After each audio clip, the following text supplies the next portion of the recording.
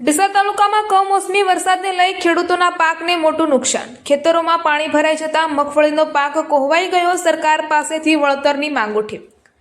ડીસા પંથકમાં છેલ્લા 2 દિવસથી સતત વરસેલા વરસાદના કારણે ખેડૂતોના વાવેલા પાકને મોટું નુકસાન થયું છે, જેમાં ગત રાત્રે અનેક વિસ્તારોમાં ભારે વરસાદ થતા ખેતરોમાં પણ પાણી ભરાઈ જવા પામ્યું છે।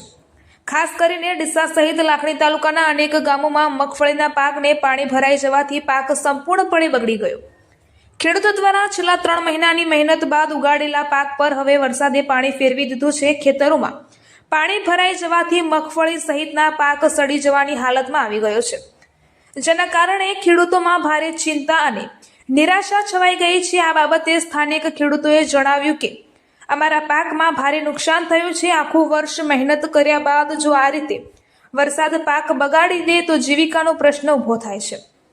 સરકાર તાત્કાલિક સર્વે કરીને વળતર આપે તેવી અમારી માંગ છે। ખેડૂતોની આશા છે કે રાજ્ય સરકાર વહેલી તકે હકીકતનો સર્વે કરીને યોગ્ય સહાય અને વળતર આપશે, જેથી ખેડૂતોને રાહત મળી શકે।